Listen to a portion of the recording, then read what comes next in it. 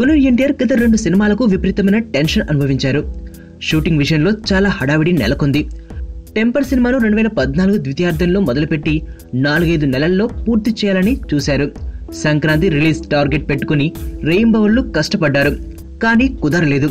అనుకున్న తేదీకి నెల ఆలస్యంగా సినిమా రిలీజ్ అయింది. ఇక ఎన్టీఆర్ తర్వాత సినిమా నానక్ ప్రేమతో విషయంలో మళ్లీ టెన్షన్ తప్పలేదు. దీనికి కూడా ఎన్టీఆర్ అండ్ టీం రేయింబవళ్లు కష్టపడ్డారు. ఈ సినిమాకు ఎలాగోలా డెడ్ లైన్ అందుకున్నారు. కానీ టెన్షన్ మామూలుగా లేదు. ప్రమోషన్ కు టైం లేకపోయింది. అయితే జనతా గ్యారేజ్ విషయంలో మాత్రం ముందు నుంచి పక్కా ప్లానింగ్ తో సాగుతున్నాడు కొరటాల శివ. అన్ని షెడ్యూల్స్ అనుకున్న ప్రకారం పూర్తయ్యాయి.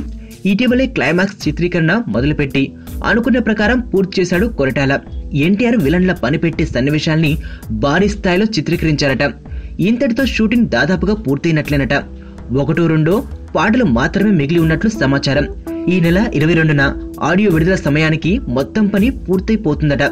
ఇప్పటికే డబ్బింగ్ వర్క్ కూడా జరుగుతోందట. ఆడియో విడుదల తర్వాత 20 రోజుల వ్యవధిలో పోస్ట్ ప్రొడక్షన్ ప్రమోషన్స్ తాపీగా చేసుకుని ఆగస్టు 12న భారీ స్థాయిలో సినిమాను రిలీజ్ చేయడానికి సన్నాహాలు చేయబోతున్నారు. అవుట్పుట్ విషయంలో కొరటాల ఎన్టీఆర్ ఫుల్ కాన్ఫిడెంట్ గా ఉన్నారట.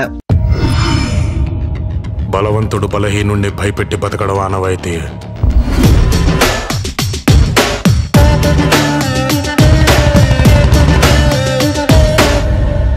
బట్ ఫర్ అ చేంజ్ ఆ బలహీనుడి పక్కన కూడా ఒక బలం ఉంది.